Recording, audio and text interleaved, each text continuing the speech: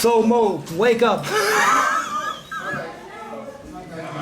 Hey. Yeah. Tonight we have Moses Mo. How should I call you? Mo, Moses, Mo, Mo? Moses Mo. That's Moses my Mo. name. You should use that. Okay. So Moses Mo from Mother's Finest tonight. That's a no, isn't it? Go away! Was it? Moses Mo from Mother's Finest tonight. And I just want to ask you some questions about your new solo project, Two-Tone My Message. favorite subject right now. Yeah, just tell the people what you wanted to do with it and how it was made. I read something on the internet that it was made with some sessions on the iPhone or something like this. Well, that was the video. We're going to have the whole album done. Videos, we have about 6 of them done now. And we call them smartphone sessions because the drummer and the bass player, Kenny Souls, the drummer, and Ivan Bodley's the bass player, they live up in New York. And so when we were doing this, we were sending tracks to each other. They were putting their parts on at their studios at their house. Okay. And then we mixed it all together. It was done. Then when the music was done, we started working on videos. And we had a lot of them. They're live performances pretty much. But you didn't do it live with the iPhones because there would be a delay. Oh yeah, it was live performances. You did it live? Now, Okay. eventually it's going to be a record too, because I mean the drummer played one thing that's on the record, then he played it again, you know, because this looks like crap when you try to fake it, you know. Okay. We try to do as little of that as possible. And so consequently we have a lot of live cuts in there that makes it really interesting, you know. Okay. They're just squares, you know, in the frame. And they sound really good. I like them, man. I was just, you know, I don't know that much about iMovie is what we did it on. Yeah. And I had to learn, and the learning curve, it took a while. But we got it down now, so, you know, we'll elaborate on that and they'll get better and better, I think. How many musicians were involved in it? In the movie project? The 3 that are in the kind of, I call it a band because we're going to go tour with Ivan and Kenny and myself. But there were 2 or 3 other drummers before I got there. Okay on it. Sean O'Rourke, who plays with Sugarland, or played with Sugarland for a while. Yeah. And he played with us, our drummer, a long time ago. And Kerry Denton, who played with Mothers 4 or 5 years ago, I guess. And Joey Williams, who I think was playing with Prince a while ago, and he played with Justin Bieber. Okay. Like right when they were hitting big, you know. Mostly drummers, because I needed, you know, to try out different things to see what felt right, you know. Okay. So they're all represented, and then I'm trying to get videos of each one of them too, so people can see what it's about. You will go on tour with this band? Yeah, we only really played a gig so far, but we just had to see. We did the whole album, and I hadn't even met the bass player. And you will go to Europe or Germany also? Yeah. Somebody told me you will play in Trying to June do or that. July? Mother's Place, October 15th to November 15th. Okay. And we're looking at booking after November 15th a block of about 2 or 3 weeks. Okay. And if we can get that all together and pay for the tickets and everything, you know, we'll go out and jam and see what happens, you know. So watch for that. It's going to be good. We played 1 gig so far. I went up to New York and played Bitter End. And yeah, I read it. I read it in Facebook. Yeah, it's great. Yeah, I got little excerpts of it. The video is really bad because all they had was they streamed it live that night, and the sound was just like a microphone in the room. But we paid them, and they recorded it off of the board, you know. So it sounds like that sounded a little better. So I put the audio with those videos and clipped them down. I've got 1 song. I might be able to get 2 that is good enough for people to look at. Okay. What is the difference between your solo work and your work with Mother's Finest? Well, mainly I'm singing, you know. You're singing? Yeah, I sing everything, Okay. all the songs and stuff. And I've been singing all my life, I guess, but not in the band, because when the band got together, I wasn't really a singer. We needed a guitar player to jump around, do crazy. And they, between Joyce and Glenn and Wizard, they're the 3 singers in the band, the main singers. And they have a sound. It sounds kind of like the Chicago Horns. Okay. Have an identity, you know. When they sing together, it has a very distinctive, excuse me, very distinctive sound. And you know, for those reasons, I never have joined in with that. So I wrote a bunch of songs when we did our last record. The NF album is just got out, I guess, a couple months ago in Europe. And songs, everybody wrote a lot of songs, and most of these are just songs that either Joyce or Murdoch couldn't sing, you know, or you know, just wasn't right for them. And the stuff on your solo project, you wrote it by yourself completely, or is there some stuff you did in collaboration with someone else? Not really. No, everything on here is me. It's you. Yeah, so this is and I'm singing it's your everything. project. And I'm even rapping, but I have my daughter and her husband. He's a Zero Basement. You're gonna love him because he rapped on 3 or 4 songs on the record. Okay.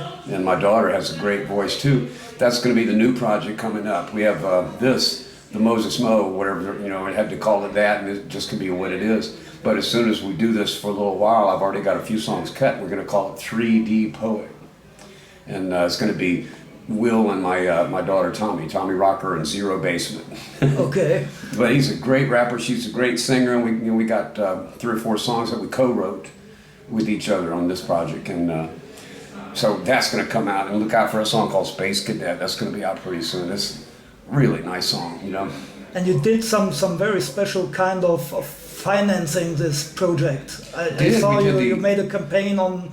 Indiegogo. Indiegogo. Yeah, we tried that out, and I mean, fortunately, we didn't make our mark. I mean, we're asking for like $12,000 or $13,000 because that's what it would take to print the album cover and to make the CD and to the recording and all the stuff you have to do to get it out. But I mean, it was out for 45 days, and we got like $3,300, and that'll pay. That's, you know, there's nothing to sneeze at. That'll pay for the mastering, the finish and mixing, you know.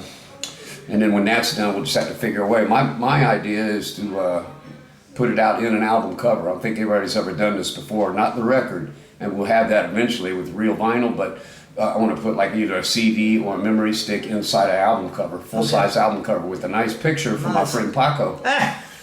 That's awesome. Me. Yeah.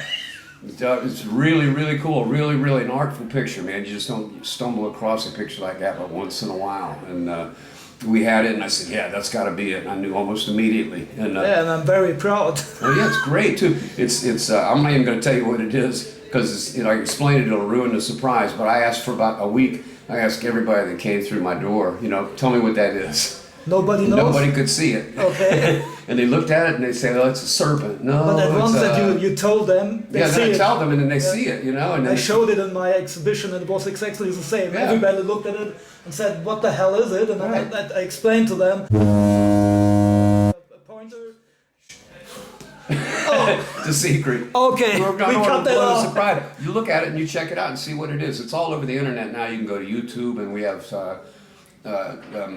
YouTube videos. They aren't really videos; they're album covers that you watch the whole time, and then the song plays behind it, and that's a way that you can get your song out on that video format. But the thing is out there, and it's really, try to figure it out when you see it, and as you scratch your head and look at it, and it's really a piece of art. You're gonna love Paco's a man. Thank you. Just one short question to at the end, because this one is made for a guitar magazine, and I think the people would like to know something about your guitar, the legendary red.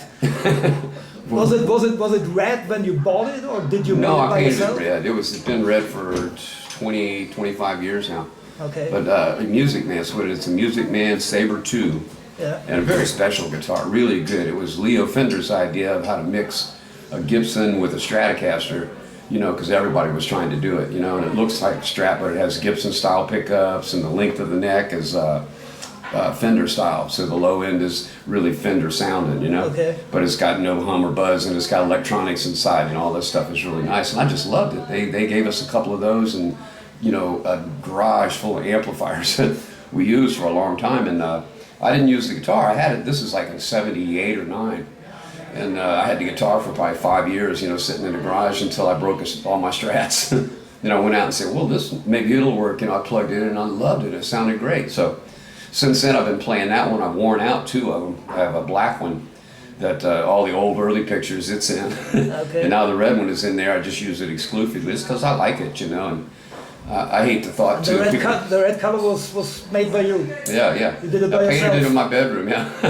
It has a maple neck, and I painted the fretboard, you know, and everybody says, no, you can't paint the fretboard, but I mean, they shoot clear on the fretboard. It's the same thing. Yeah. So paint is just fine, you know, and it's a little beat up now, but it's still holding up after 20 years, you know.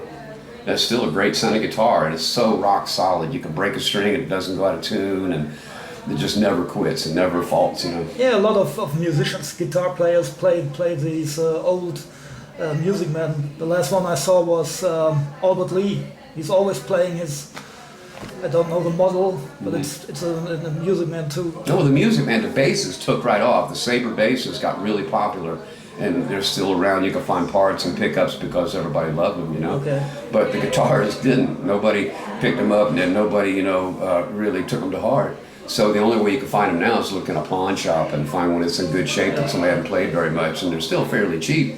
But every time I see one, I collect it up and, put it in the back, and if I need pickups, I'll rip them out of one, put it in the other, and keep going, pots and switches and neck or whatever I need, just to keep it rolling, But the red, I just, got a close relationship with it. I love that guitar. Okay. So, Mo, thank you. Well, thank you, Paco. You are not in too good condition today. So I've got a cold and I've got a fever, and every time I stop, doing something that I have to do. So it's better to go to bed to get fit for the rest of the tour. Yeah, well, I have to go to bed, and then we have to get up at 8 o'clock and go to the next gig, and we'll have a day off for like 3 days. So I'm trying to beat this cold. I take echinacea and golden seal root. Okay. And I double up on that, and that makes your immune system stronger. And I'm hoping that does the trick. Boy, I feel like crap. But thank you. I thank you. Maybe we'll meet sometimes again and could talk about some other stuff. We'll be friends from now on, man. We got a good relationship going. Okay. You watch that. But the album is called 2 Ton Message. Yeah. And that's with the idea of the picture too. It's a big, giant thing. It's a small thing blown up really big. And it kind of insinuates hints. No, you tell the 2 secret. ton. I didn't say what it was. Okay. Try to figure out what it is, and if you figure it out, let me know. But if you get it and show your friends and see, I'll tell you what, nobody has gotten it. I mean, usually somebody will put it together in mind. So I see what that is. For me, it's totally clear. Nobody got it. Well, once you know, you can't forget it. Yeah. And as soon as you look at it, I know what that is. Maybe this is the one part for the success. Maybe, I know it's a brilliant picture, and I really am glad to have it on the front of the album. I wanted to throw it away because it was not that what I wanted. Yeah. The idea was to make a shot of Joyce, and my camera did something totally different. What you did, we're using that for Paco's picture on the album. We're making a full-size album cover with this great piece of art on it. Please buy it, check it out. That was called 2 Ton Message. Thanks. Thank you.